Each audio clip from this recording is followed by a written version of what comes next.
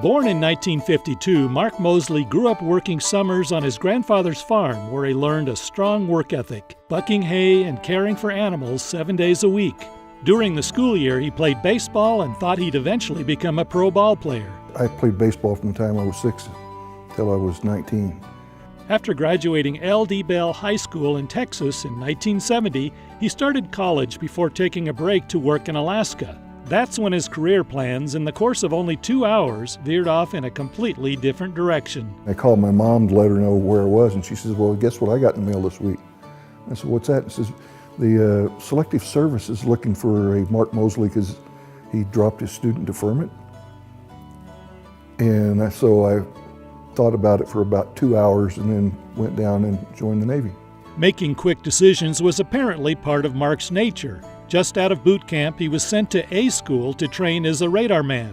There he saw Patricia, who was training for the same thing. I watched her get off the bus, and my buddy and I picked out 2 gals, but I picked out Trish that was of interest to me. We met in September of '73 and got married in December of '73. 15 months later, on May 12, 1975, the Khmer Rouge seized a container ship in international waters off Cambodia. The nearest ship was the USS Harold Holt, on which Mark was the radar man. The Holt, along with the USS Wilson, was ordered to head for the SS Mayaguez. We were right in the middle of evacuating Saigon and calling an end to the war when this occurred. President Gerald Ford decided to respond in force, sending helicopters, ships, planes, and Marines to rescue the crew of the Mayaguez and recover the ship. So we cruised for several days, top speed. The Wilson was to help the on-scene commander because of the guns and the missiles they had, and we were asked to tow the Mayaguez out of Anchorage and into the open sea. So our first job was to pull right next to it, tie off onto it, we had a small detachment of Marines on board as well as our own guys. Meanwhile, on the beach, the Marines expected light resistance but were met with fierce resistance, and 3 helicopters were lost. No one knew the whereabouts of the Mayaguez crew. Nobody was on the boat, so we had our guys fire up the boiler to get everything going, lifted the anchor up, and towed it away from the Kotang Island.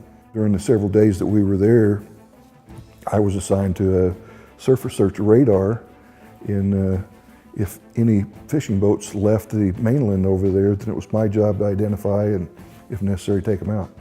But all of a sudden, one of the little fishing boats came out, white flag, and they had the crew, all of the crew on. I think it was 19 people, and we stopped, and they got on the boat and went off their merry way.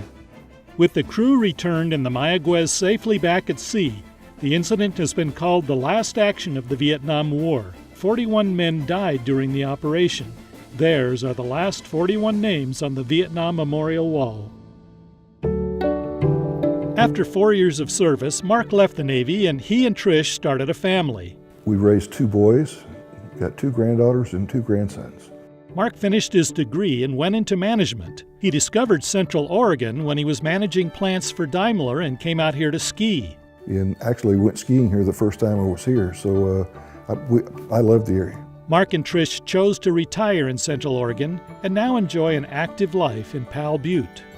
And so we salute Navy veteran Mark Mosley.